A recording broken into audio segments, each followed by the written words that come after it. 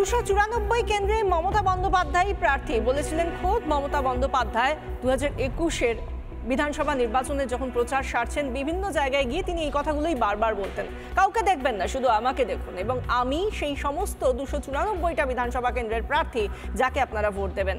এই কথা তিনি বলেছিলেন এবং সেই সঙ্গে বলেছিলেন যে তিনি শুধুমাত্র উন্নয়নই চান বাংলার জন্য, আর কোনো কিছুই তাঁর লক্ষ্য নয়। এইসব নানান ভালো ভালো কথা বলে মমতা বন্দ্যোপাধ্যায় ক্ষমতায় এসেছিলেন। তারপর থেকে আমরা দেখেছি এক যুগের বেশি সরকার চলছে এবং যতদিন ধরে এই সরকার চলছে তার দলের মমতা বন্দ্যোপাধ্যায়ের দল তৃণমূল কংগ্রেসের কচি বড় সেজো মেজো নানান তৃণমূল কর্মী নেতা তাদের সববার এমন উন্নয়ন হয়েছে যা কেউ চাইলেও চোখ এড়িয়ে যেতে পারবেন না। চোখে পড়ার মতো উন্নয়ন হয়েছে সেই সব তৃণমূল নেতা কর্মীদের। তবে রাজ্যটার যে অবস্থা হয়েছে তাতে আর যাই হোক উন্নয়ন এখানে কিভাবে দেখতে হবে সেই চেষ্টা করলেও আপনি খুব একটা দেখতে পাবেন না। তাও যদি দূরবীন হাতে নিয়ে দেখেন যে এ রাজ্যে উন্নয়নটা কোথায় হয়েছে সত্যি দেখা যায় না। আমার মনে হয় মমতা বন্দ্যোপাধ্যায়ও দেখতে পান না, যদিও তিনি প্রশাসনিক সভায় যেগুলো ভিডিওগ্রাফি করা হয়, যেগুলো অনলাইনে তিনি একেবারে সবার সামনে নিয়ে আসেন, সেগুলোতে তিনি অনেক বড় বড় কথা বলেন এবং তিনি সবসময় এ রাজ্যকে হাসতে দেখেন, বিভিন্ন ভাগে হাসতে দেখেন, কিন্তু এই হাসিটা কোথা থেকে আসে আমরা ঠিক দেখতে পাই না। আমরা রাস্তায় গেলে চাকরিহারা চাকরিপ্রার্থী যারা সব হারিয়ে যে সমস্ত কর্মীরা বিভিন্ন ক্ষেত্রে চুক্তিভিত্তিক কর্মী তাদেরকেও দেখি কাঁদতে, বিভিন্ন ক্ষেত্রে আমরা কাঁদতে দেখি একের পর এক সংসারকে। যাই হোক, এরকম এক যুগের বেশি সময় ধরে একটা ভোটে জিতে সরকার চালিয়ে রাজ্যটাকে শিখিয়ে তুলে দিয়েছেন এখন এই দিদি। তার এখন একটাই মন্ত্র, যায় যাক জাতমান রোহিঙ্গা ভগবান। কেন এই কথা বলছি আপনারা সবাই জানেন, আমরা বাঙালিরা অন্তত সবাই খুব ভালো করে এই লাইনগুলো জানি, যদিও একটু এডিট করেছি। কারণ যায় যাক জাতমান হীরকের রাজা ভগবান, এ কথা বলতেন কে? হীরক রাজা। তার যারা পারিষদরা ছিল তারা বিভিন্ন গ্রামে গ্রামে গিয়ে ঢেঁড়া পিটিয়ে একথা বলতো, কিন্তু নিজে হীরক রাজা যিনি তিনি তো একথা বলতেন না। তিনি কোনো না কোনো একটা আছিলায় কোনো না কোনো একটা অজুহাতকে সামনে রাখতেন যাকে দিয়ে তিনি এগিয়ে যাবেন, যে ভোট ব্যাংকটাকে সামনে রাখলে কেউ অত্যন্ত ক্ষমতাভোগী ক্ষমতাপ্রেমী মানুষ এগিয়ে নিয়ে যেতে পারবে নিজের সরকারকে। তাই এক্ষেত্রে এ রাজ্যের জন্য ওই একটাই লাইন, যায় যাক জাতমান রোহিঙ্গা ভগবান। এদের জন্য মামাটি মানুষের সরকারের এত দরদ, এত মমতা, এতই ভালোবাসা যে বারুইপুরে বা গুলশান কলোনিতে এদের জন্য স্থায়ী কলোনি তৈরি করতে ছাড়েনি। আর পুলিশ তো রীতিমতো এসে নাকি তদন্ত করেছে, আর তদন্ত সবকিছু সম্পন্ন করার পরে এই রোহিঙ্গাদের জন্য এই কলোনিগুলো তৈরি করে দিয়েছে, বলেছে সবাই থাকুন, এদের থাকার কোনো অসুবিধা নেই। কারা? রোহিঙ্গা তো থাকবেই, রোহিঙ্গাদের থাকার অসুবিধা কোথায়? রোহিঙ্গাদের এই জন্য কলোনি তৈরি করে দেওয়া হয়েছে। কিন্তু তারপর এই রোহিঙ্গারা গুলশান কলোনি বা বারুইপুরে এসে তো থাকলো, তারপর কোথায় গেল? ওখানে তো নেই, কোনো ক্যাম্প তৈরি করে সেখানে তো আর নেই। তাহলে এবার একেবারে ভারতের মূল স্রোতে এই রোহিঙ্গারা ঢুকে পড়লো। এবার তারা কোথায় গেল? এই মমতা বন্দ্যোপাধ্যায়, তার সরকার, তার পুলিশ, তার এসপি, তার আইবি, কেউ কি উত্তর দেবে? কেউ উত্তর দেওয়ার নেই। যে সংখ্যালঘুদের মমতা বন্দ্যোপাধ্যায় দুধেল গাই বলতেন নিজের দেশের সেই মানুষগুলোকে নিয়েও এখন ম্যাডামের চিন্তা নেই। তাই রাজ্যে তৃণমূলের কোন্দলে মারছেও সংখ্যালঘু, মরছেও সংখ্যালঘু, শুধু ক্ষমতার দখলদারি চলছে। তাতে তৃণমূলকে মারছে। আর তার হাতে গরম উদাহরণ ভাঙড়ের রাজ্জাক খান এবং মালদার তৃণমূল নেতা আবুল কালাম আজাদ। আর এই মুহূর্তে আমাদের কাছে যে ব্রেকিং নিউজ উঠে আসছে, ভাঙড় থেকে যে ব্রেকিং নিউজ উঠে আসছে সেদিকে নজর রাখবো। যেভাবে তৃণমূলের নিশানায় তৃণমূল থেকেছে এবং রাজ্জাক খানকে খুন করেছে তৃণমূলেরই অন্তর্কলহ, এমনই বলেছেন তার দাদা নিজে। এই জায়গা থেকে ভাঙড়ের তৃণমূল নেতা খুনের তদন্তে পুনর্নির্মাণ, গোষ্ঠীকন্দলে খুন, শওকত ঘনিষ্ঠ তৃণমূল নেতা বলছেন তার নিজের দাদা, নিহতের নিজের দাদা। খুনের তদন্তে স্থানীয় বাজারে যান তদন্তকারীরা, প্রত্যক্ষদর্শীদের সঙ্গে কথা তদন্তকারীদের, স্থানীয় বাসিন্দাদের সঙ্গেও কথা পুলিশের। ঘটনাস্থল থেকে নমুনা সংগ্রহ ফরেনসিক দলের। খুনের পিছনে গোষ্ঠীকন্দল মানছেন নিহতের পরিবার। রাতের অন্ধকারে তৃণমূল নেতার উপর হামলা এবং তাকে গুলি চালানো হয় প্রথমে, তারপর তার মৃত্যু নিশ্চিত করার জন্য যেভাবে কোপানো হয়েছে ধারালো অস্ত্র দিয়ে বারংবার, এবং পুলিশের অনুমান যে পুলিশের অনুমান তারা জঙ্গলের মধ্যে লুকিয়ে ছিল এবং তারপর যখন ঘরে ফেরার জন্য বাইকে করে আসছিলেন রাজ্জাক খান, তখন তারা হামলা চালায় তার উপর। কিন্তু প্রথম থেকেই শওকত মোল্লা যখন বলছিলেন আইএসএফ এর বিরুদ্ধে অভিযোগ করছিলেন, সেই সমস্ত অভিযোগ উড়িয়ে দিয়েছেন খোদ নিহত তৃণমূল নেতা রাজ্জাক খানের দাদা। তিনি বলছেন আইএসএফ নয়, এর পেছনে রয়েছে তৃণমূলের গোষ্ঠীদ্বন্দ্ব। শুনুন কি বলছেন তিনি। গ্রামে যারা আইএসএফ করে, আমাদের গ্রামে যারা বিরোধী দল করে, সবাই ওকে ভালোবাসে। কিন্তু আমার ধারণা আইএসএফ এর একটা কাজ না, গোষ্ঠীদ্বন্দ্বের কাজ। তৃণমূলের লোকেরাই ওটা ফোন করেছে, এটা আমার মত। তাই আমি ওকে বারবার বুঝিয়েছি যে দেখ, তুই বড় বড় নেতা থাকতে তুই নেতা না, কর্মী। আর তোর এত এইরকম জায়গায় তুই চলে যাচ্ছিস, তোর নিজের দলের লোক আমাকে বলেছে তোর শত্রুতা বেড়ে যাচ্ছে, নিজের দলের তোর শত্রুতা আছে। আমি ওকে বারবার বুঝিয়েছি, কিন্তু ও মানতে চায়নি যে এরকম ধরনের। ও সাদা সরল মনের লোক। ও কোনো সময় ও এটা ভাবতো না যে ও জানতো সবাই আমার আপন। কিন্তু আমাকে বলেছে, ওর দলের লোকই আমাকে বলেছে যে বড়দা, ছোটো ভাইকে একটু ভালো সাবধানে চলতে বলো, নিজের দলের লোকের শত্রুতা।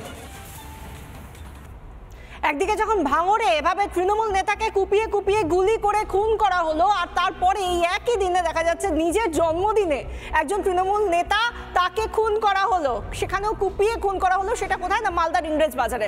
এই মুহূর্তে ব্রেকিং নিউজের দিকে নজর রাখবো। এই মুহূর্তে ব্রেকিং নিউজ মালদা থেকে যেটা উঠে আসছে, ইংরেজ বাজারে তৃণমূল নেতাকে কুপিয়ে খুন, মইনুল শেখ নামে এক ব্যক্তিকে আটক করেছে পুলিশ। বাকিদের খোঁজে আটক মইনুলকে। জিজ্ঞাসাবাদ, বিবাহ বহির্ভূত সম্পর্ক, জমি বিবাদের জেরে খুন বলে অনুমান। প্রাথমিক তদন্তে অনুমান তদন্তকারীদের। ইংরেজ বাজারে তৃণমূল নেতাকে কুপিয়ে খুন, মইনুল শেখ নামে এক ব্যক্তিকে আটক করেছে পুলিশ। মইনুল শেখ নামে এক ব্যক্তিকে আটক করেছে পুলিশ। বাকিদের খোঁজ চলছে। খোঁজে আটক মইনুলকে জিজ্ঞাসাবাদ করা হচ্ছে। সেই সঙ্গে উঠে আসছে দুটো কারণ, বিবাহ বহির্ভূত সম্পর্ক এবং জমি বিবাদ। তার জেরেই খুন বলে অনুমান পুলিশের।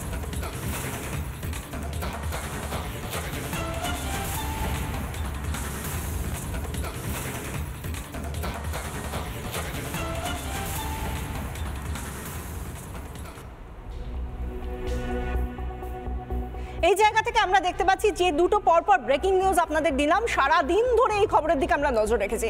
একদিকে ভাঙড়, অন্যদিকে মালদা। তৃণমূল মারছে তৃণমূলকে। এবং এই জায়গা থেকে এই একটা ঘটনা শুধু আজকের নয়, বা এই দুটো ঘটনা শুধুমাত্র বললে ভুল হবে। এই নিয়ে আমরা দেখতে পাচ্ছি জায়গায় জায়গায় তৃণমূলের মধ্যে কোন্দল।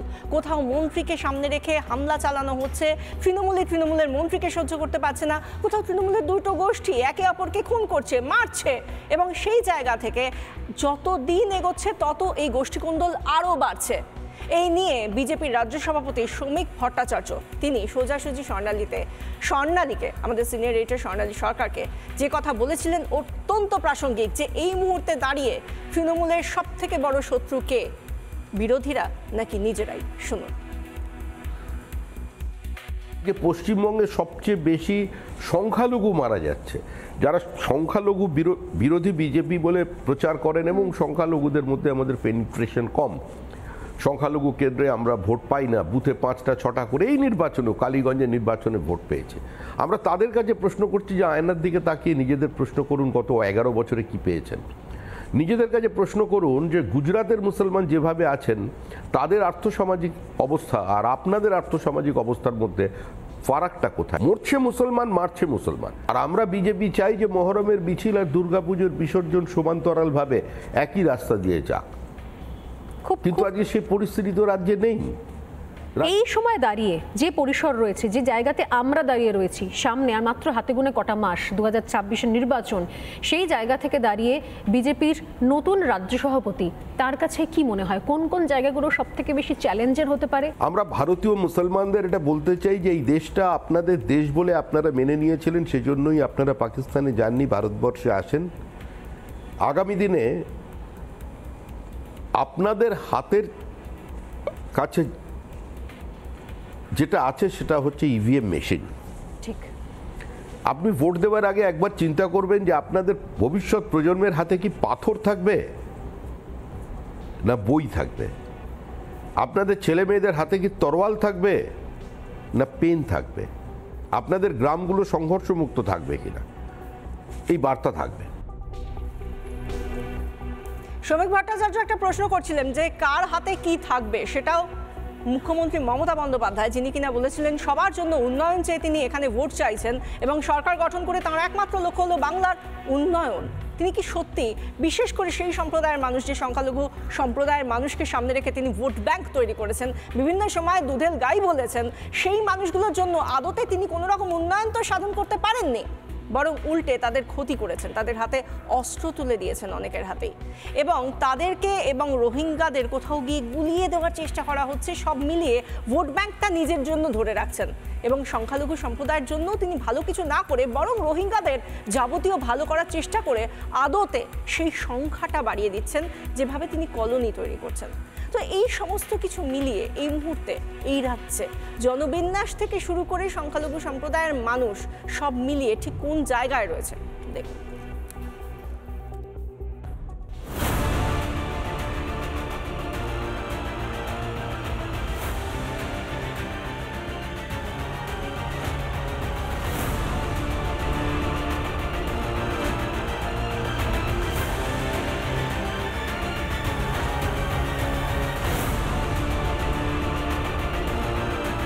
24 ঘন্টার মধ্যে 2 জেলায় খুন 2 তৃণমূল নেতা।